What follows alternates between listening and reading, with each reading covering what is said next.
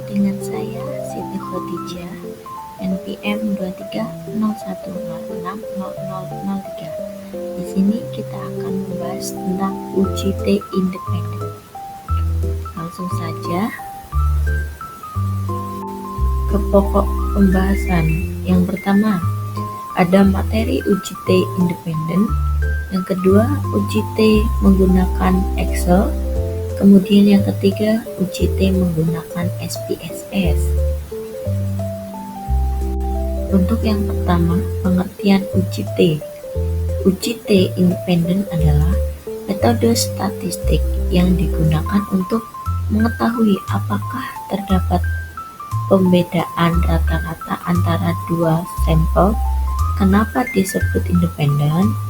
Karena sebenarnya sampel yang diteliti adalah grup yang berbeda. Misalnya siswa kelas 7 ada 7A dan 7B, sehingga sampel yang digunakan adalah dua sampel yang berbeda, yaitu disebut independen.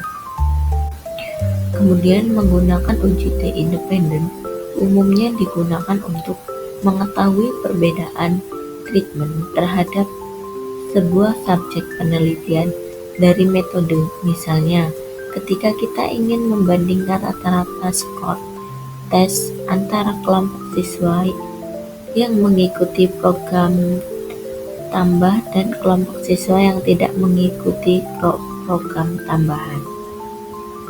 Kemudian, hipotesis uji T independen. Seperti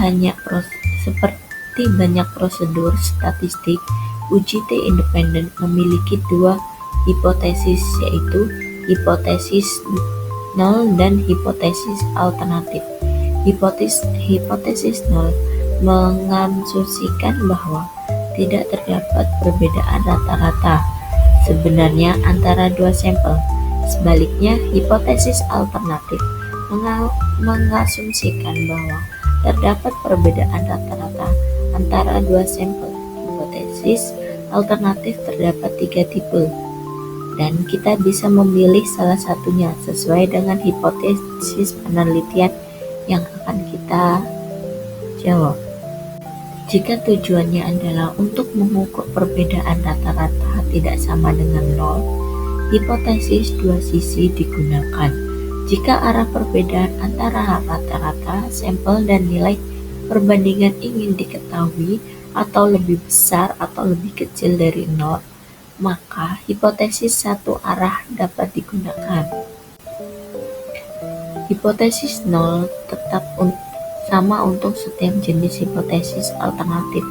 Hipotesis uji T independen secara formal didefinisikan di bawah ini. Hipotesis nol, HO, mengasumsikan bahwa perbedaan rata-rata sama dengan nol. Kemudian yang kedua, hipotesis alternatif dua arah, H1, mengasumsikan bahwa perbedaan rata-rata tidak sama dengan nol. Kemudian yang ketiga, hipotesis alternatif arah lebih besar, H1, mengasumsikan bahwa perbedaan rata-rata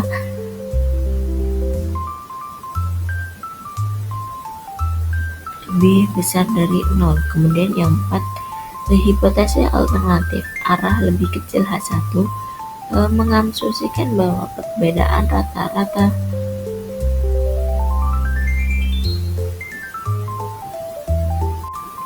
kemudian merepresentasi matematis dari hipotesis nol dan alternatif didefinisikan di bawah ini. HO sama dengan mu D sama dengan 0. Itu tidak terdapat perbedaan rata-rata antara dua kelompok atau selisih rata-rata kedua sampel sama dengan 0, yang artinya kelas A dan kelas B dianggap memiliki rata-rata yang sama. Kemudian H1 sama dengan mu D tidak sama dengan 0. Terdapat perbedaan rata-rata antara dua kelompok atau selisih rata-rata kedua sampel tidak sama dengan 0, yang artinya rata-ratanya bisa saja lebih besar atau lebih kecil pokoknya tidak sama. Kemudian yang ketiga, H1 sama dengan mu D besar dari 0. Rata-rata kelompok pertama lebih besar daripada kelompok kedua, atau selisih rata-rata bernilai positif. Kemudian yang keempat itu H1 sama dengan mu D kurang dari 0 atau lebih kecil. Rata-rata kelompok pertama lebih kecil daripada kelompok kedua, atau selisih rata-rata bernilai negatif. Kemudian contoh menggunakan data berikut. Kelas A ada 34 data dan kelas B ada 32 data. Kemudian bandingkan rata-rata nilai kelas A dan B menggunakan uji T independen dengan bantuan Excel dan SPSS. Kemudian yang kedua yaitu uji T menggunakan Excel. Oke, di sini kan kita udah ada datanya. Nah, setelah itu kita pergi ke file, habis itu ke selengkapnya, setelah itu ke opsi. Setelah opsi selesai, kemudian klik add in, kemudian klik OK. Setelah itu kita bisa klik ke data, habis itu data analyze, kemudian ke t-test to simple assuming equal variance kita klik, kemudian kita klik OK. Habis itu untuk variabel 1 ranknya itu kita menggunakan kelas A ya, kita blok semua.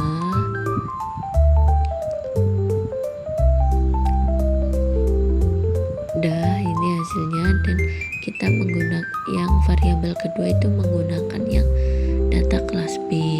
Oke, kita blok lagi.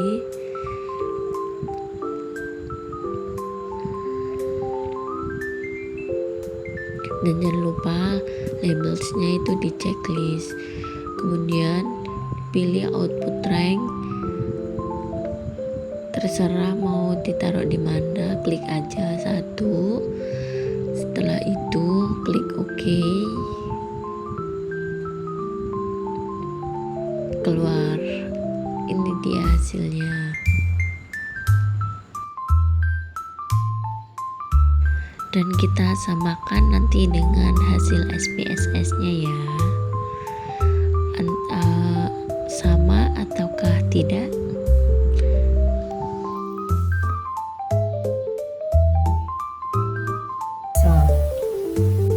Kemudian yang ketiga, uji T menggunakan SPSS. Baik, yang pertama kita buka dulu aplikasi SPSS-nya. Nah, setelah itu kita kan sudah menulis di Excel tadi untuk data-datanya.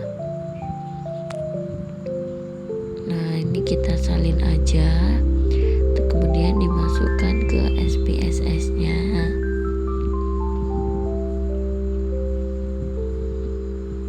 Ditaruh di var, kemudian di copy. Setelah itu untuk bawahnya itu kita copy lagi yang kelas B ya.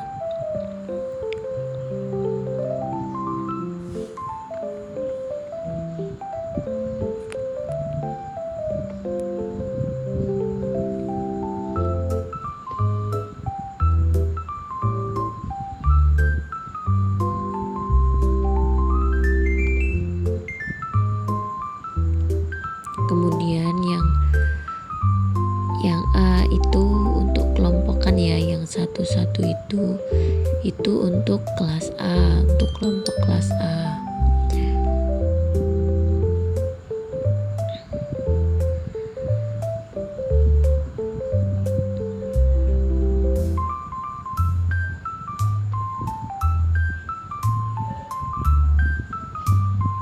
Kemudian yang untuk dua-dua itu untuk kelompok yang kelas B.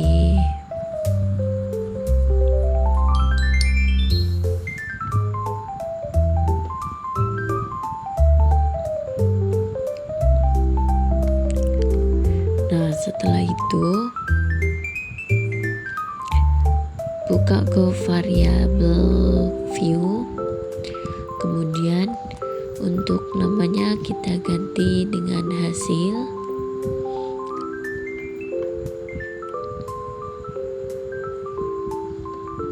kemudian kelas,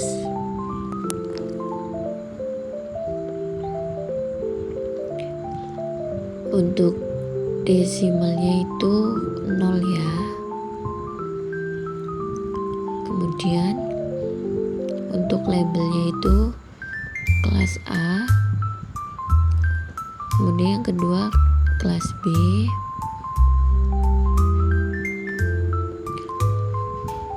untuk files yang kedua itu dipencet, kemudian untuk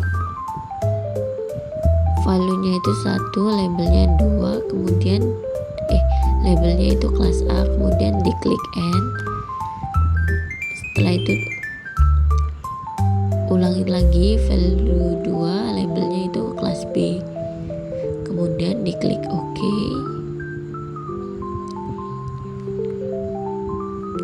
Nah, setelah itu balik lagi ke data view, kemudian analyze,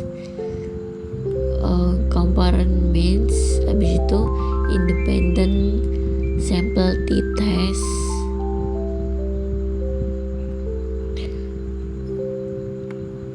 Nah, untuk data kelas A itu kita masukkan ke test variable, dan data kelas B itu kita masukkan ke grouping variable. Habis itu klik defiant group 1 group 2 2, habis itu continue.